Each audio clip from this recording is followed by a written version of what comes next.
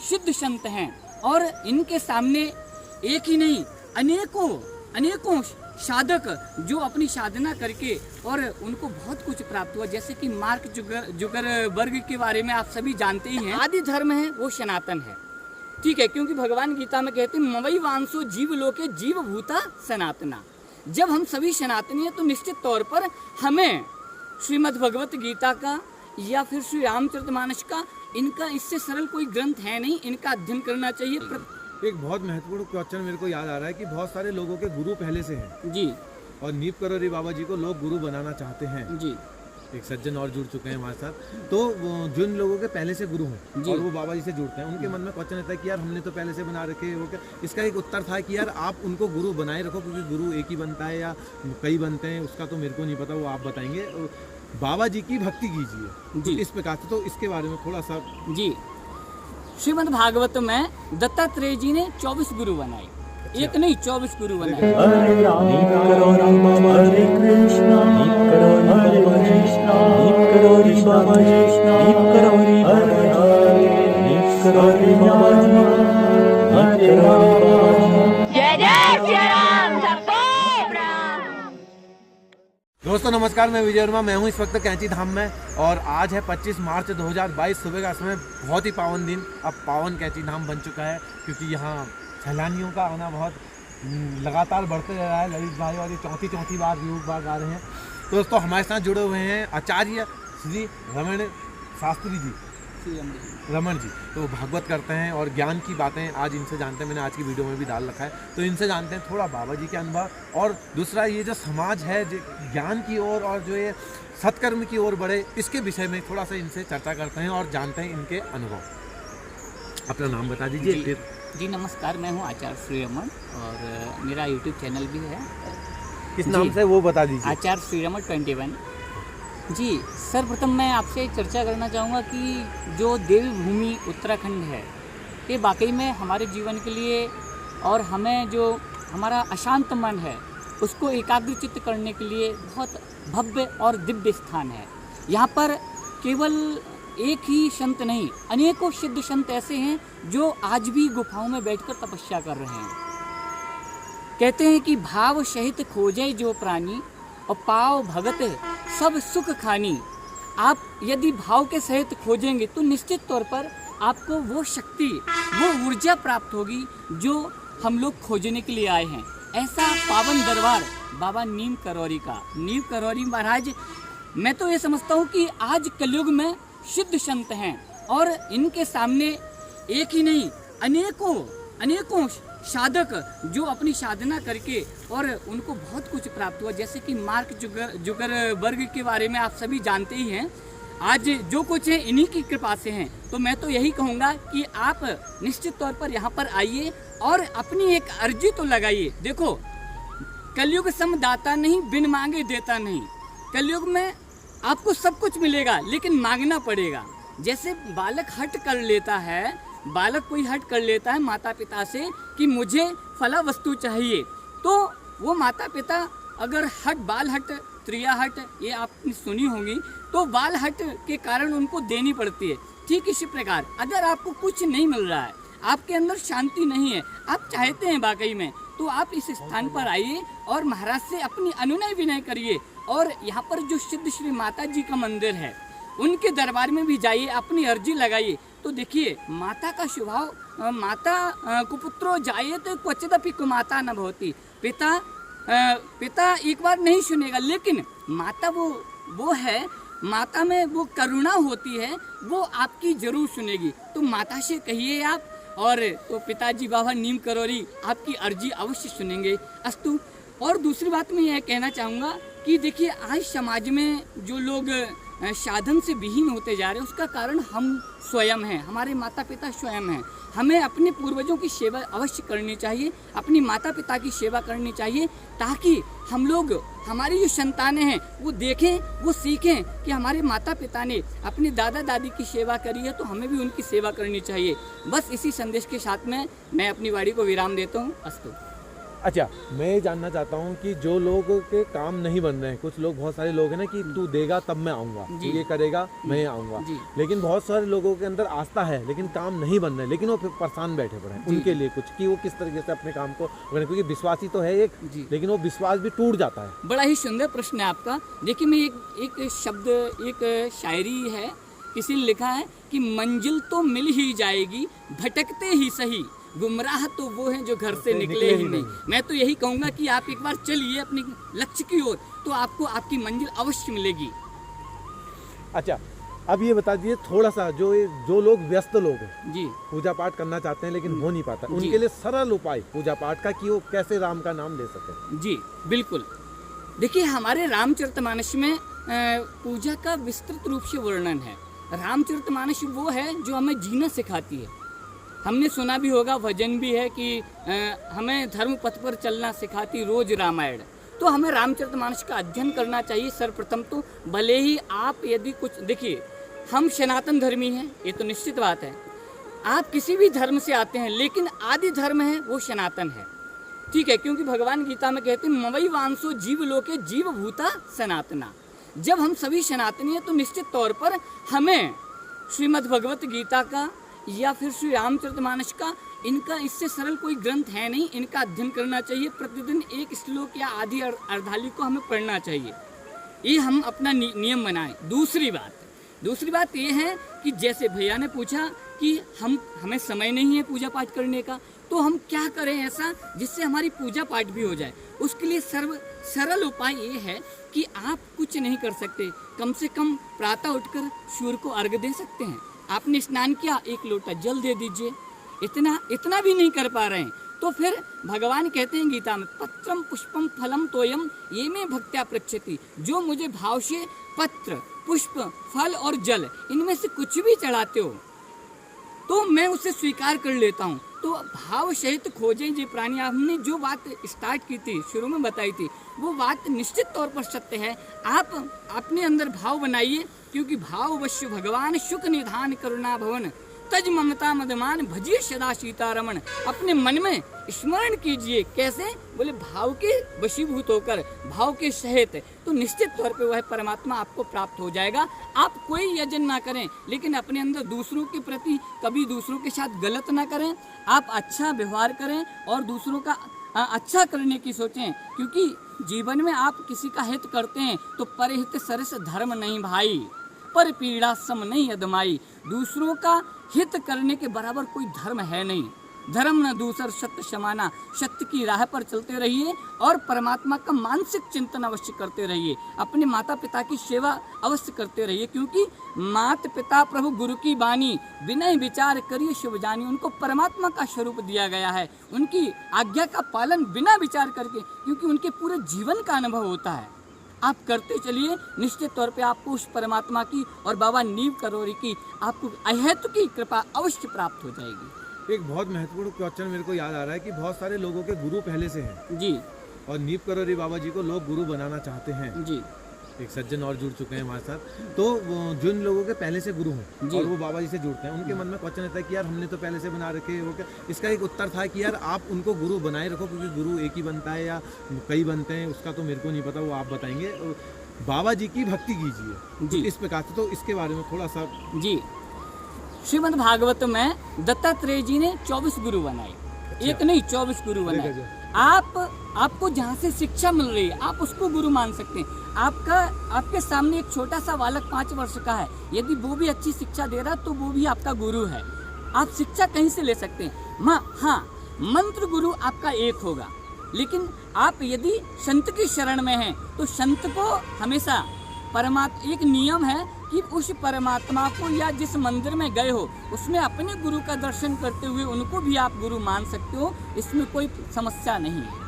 आप किसी भी दरबार में जाएं, आप अपने इष्ट का दर्शन करके प्रणाम करेंगे तो आपका प्रणाम वो अपने गुरु को होगा और उनका सम्मान होगा। जब आप सम्मान करेंगे तो निश्चित तौर पे आप कहीं भी जाएं, यदि सामने वाला व्यक्ति आपको नमस्कार करता है तो आपको कितना अच्छा लगता है ना। आओ नहीं आदर नहीं नैनन नहीं स्नेह, तुलसी तहाँ न जाइए कंचन वर्षे में। उस स्थान पर नहीं जाना चाहिए जहाँ पे सम्मान नहीं हो। अगर आप सम्मान करेंगे तो निश्चित तौर पे वो आप पर कृपा करेंगे, और कृपा के लिए तो हम आते ही हैं दरबार में। तो इसलिए हम तो यही कहते हैं, अपने गुरु को देखते हुए सबको प्रणाम करिए, सभी से आशीष प्राप्त करिए।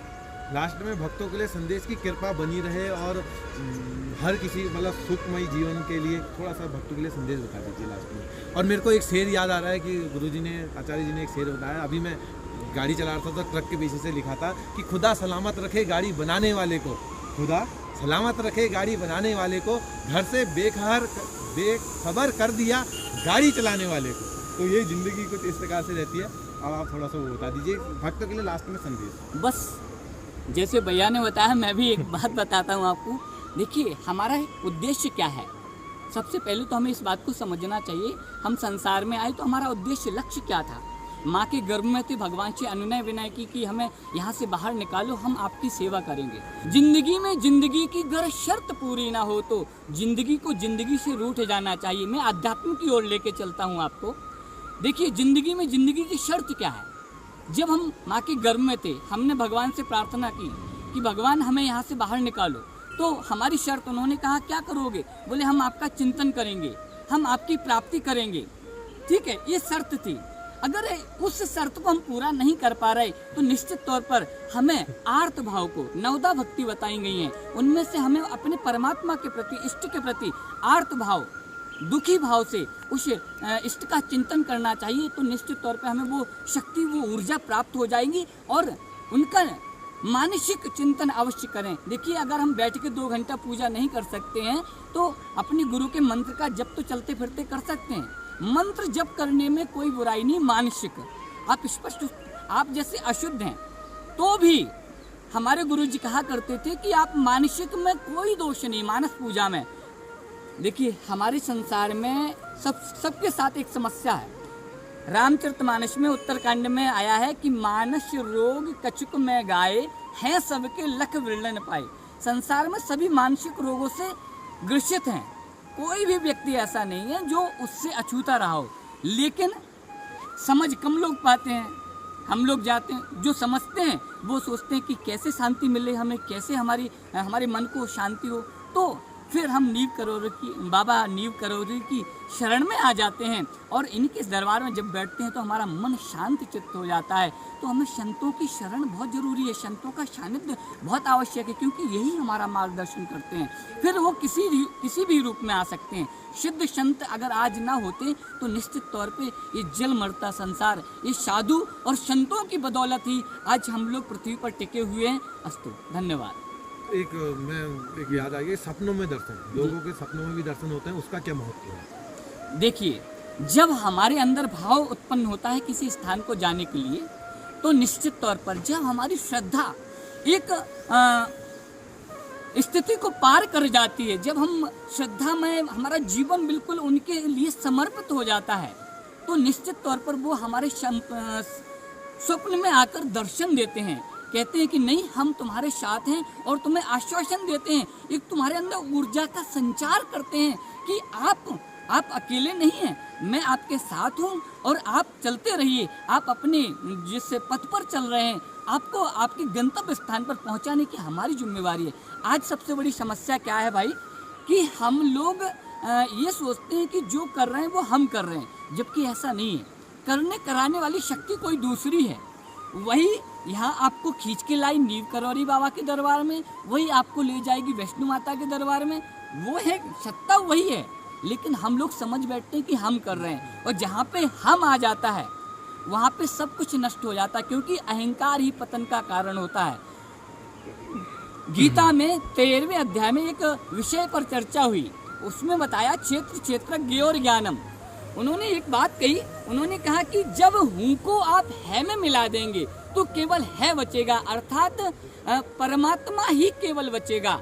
जब हूँ को है में, देखो, जब तक आप कहेंगे कि मैं हूँ तो आपको एक अहंकार की अनुभूति होगी। जब आप कहेंगे सब है, पूरा जगत है, हम सब हैं, तो निश्चित तौर पर केवल है बचेगा। है अर्थात परमात्मा। तो जब परमात्मा की सृष्टि है जब सिया राम में सब जग जानी, करो प्रणाम जोर जुग पानी। जब आप उसको सिया राम में समझेंगे तो निश्चित तौर पर देखो, वस्तु तो आपकी है, माता पिता की प्रॉपर्टी आपकी ही है, ये तो निश्चित बात है, ये सब जानते हैं। लेकिन कब तक, जब तक आपको ये भास नहीं होगा, अनुभव नहीं होगा कि ये है तो हमारी, लेकिन अगर हम ये कह देते कि आपकी है, हे भगवान आप, पूर्व काल में एक नियम था, किसी का कोई बालक घूम रहा हो तो सामने वाला बंदा ये नहीं कहता था कि किसका है। कोई महाराज जी संत जी आए तो कहते महाराज जी आपका ही बेटा है। अच्छा ये बता, पंडित जी का हो जाता था क्या, गुरु जी का हो जाता था? नहीं, संतान आपकी है, लेकिन एक स्नेह, तो वो आशीष, उनके पास जो कुछ होता था वो आपको आशीर्वाद के रूप में प्रदान कर देते थे, ताकि जीवन बहुत उज्जवलमय हो जाता था। क्वेश्चन तो बहुत है, मैं सोच रहा हूँ अभी आरती भी हो रही है, बस आशीर्वाद दे दीजिए भक्तों को। जी बस एक ही प्रार्थना है बाबा नीव करोरी से कि आप सभी भक्तों की मनोकामना पूर्ण करें और आप पर कृपा बनाए रखें। जो भी यहाँ दर्शन के लिए आते हैं, देखिए मानसिक पूजा का बड़ा महत्व है। आप अगर स्थान पे नहीं पहुँच पा रहे हैं तो निश्चित तौर पे आप वहाँ से मानसिक प्रणाम करेंगे और अपनी अर्जी लगाएंगे, वो भी आपकी सुनी जाएगी। लेकिन आप उस स्थान पर जाइए जरूर जहाँ से आपकी मनोकामना पूर्ण हो रही हो। धन्यवाद। तो दोस्तों बहुत अच्छा लगा, आचार्य जी ने अनुभव बताया, हम तो सरों के भी लेने, लेकिन आरती शुरू होने वाली है, मैं आरती में जाता हूँ और अगर मुझे टाइम मिला तो आचार्य से मैं फिर से वो इंटरव्यू लूँगा। जी, जी, जी, इतनी सारी बातें बताई, बहुत सारी चीज़ें, मुझे ऐसा लगा कि यार मैंने पहले सुनी है जितनी बातें बताई, लेकिन इसमें से बहुत सारी चीज़ें मेरे लिए नई थी, और जो मैंने सुनी थी वो भी इनके द्वारा सुनी तो वो भी मेरे को नहीं लगी, क्योंकि इनका बताने का मतलब पूरे दिमाग में घुस गई जी। वो शेर भी पता था मुझे, लेकिन आज शेर का मतलब देखा जाए तो असली अर्थ मेरे को आज पता चला। बोला तो पता नहीं कितनी बार होगा। तो तहे दिल से इनका धन्यवाद। आप वॉच कीजिएगा वीडियो को, एक बार नहीं कई बार देखा, क्योंकि इनके शब्दों में, एक शब्द में कई अर्थ छिपे हुए हैं, और अगर आपने सही तरह से वॉच कर दी तो यही एक वीडियो आपको उद्धार की ओर लेके जाएगी। यूट्यूब चैनल पे हाँ ठीक है। तो ये इस सर का भी आचार्य जी का अब सर आदत हो गई है क्योंकि मैं बच्चा हूँ और गांव से भी बिलोंग करता हूँ, तो थोड़ा ज़रा गांव की भाषा अलग होती है, सरों में तो आप लगे रहते हैं खुद करके। तो बहुत सारे भक्त लोग मुझसे बोल भी रहे थे कि यार तुम, और आप बोल देते हो तुम करके, तो कोई बात नहीं। देखो मैं तो एक बोलने का भी वो होता है ना कि यार क्या भाव से बोल रहा है। और बाबा जी भी बोलते हैं तू करेगा, और तू थोड़े बोल सकते हैं, कोई आप भी बोलता है, तो ये चीज़ होती है। तो दोस्तों इनका आचार्य जी का भी चैनल सब्सक्राइब कीजिएगा, मैं लिंक मैं डिस्क्रिप्शन में डाल दूंगा चैनल इनका, आप उसको भी वॉच कीजिएगा। और बहुत अच्छा तहे दिल से आपकी तरफ से इन्हें ढेर सारा धन्यवाद, और ऐसे ही ये आते रहें और मिलते रहें। अभी अगर मुझे मौका लगा या इन्हें टाइम हुआ तो मैं फिर से इंटरव्यू लूँगा, या जो भी होगा, या आगे चल के अब मुझे लगता है कि यार इनसे जुड़ना चाहिए, अब मैं छोड़ नहीं सकता एक आचार्य जी ऐसे मिले जिन्हें मैं अब छोड़ नहीं सकता, क्योंकि कुछ बातें अब वो सारी बातें ना आप अभी भी मुझे ऐसा लग रहा है ये बोल रहे हैं और मैं सुन रहा हूँ, वही चीज़ें मेरे को माइंड में घुस रही हैं, चल रही हैं। तो मैं आशा करता हूँ कि आप लोग को भी अच्छी लगी होगी। और दोस्तों वीडियो को करते हैं मंगल और मिलते हैं किसी अन्य मंगल में। अगर चैनल में नए हैं तो चैनल को सब्सक्राइब कर दीजिए, बेल आइकन दबा दीजिए। जय नीव करोरी बाबा जी, जय हो। तो बाबा ही ने बुला लिया, मैं तो होए नाथ हित मोरा, करो सुबेग दास में तोरा। महाराज जिस प्रकार मेरा हित हो, मैं आपका दास हूँ, आप उसे करिए। तो भगवान कहते हैं कि जेबे तो हुई है परम हित, नारद सुनो तुम्हारा। स्वभाव नहीं बदल सकते आप अपने स्वभाव को, आपका कार्य है समाज सेवा करना, आपका कार्य धर्म करना, और उसका कार्य है बुरे कार्य करना, तो वो प्रकृति उसकी नहीं बदली जा सकती। जैसे मैं आपको एक उदाहरण दे देता हूँ। एक संत जी, एक महात्मा जी गंगा स्नान के लिए गए। अच्छा, आप आचार्य हैं, आपने शायद बहुत भागवत करे होंगे जी, तो आपको कभी भगवान की अनुभूति, सपनों में दर्शन, या जिंदगी में कोई विशेष अनुभव? जी, सबसे बड़ी बात तो ये है कि मैं 5 वर्ष का था उस समय, मेरे गुरुजी ने मैंने गुरुजी से दीक्षा के लिए बहुत विनय की, लेकिन पाप नहीं लगता। वो शायद इसीलिए कि आपने जो प्रश्न किया था कि हमारे अंदर कुत्सित विचार आ जाते हैं, लेकिन क्या करें दूर करने के लिए, तो उसका पाप नहीं लगेगा। लेकिन गलत सोचना भी मत कि पता चले बोले गुरुजी ने कह दिया मानसिक पुण्य मिल जाता, पाप नहीं लगता, तो किसी के बारे में गलत मत सोचो।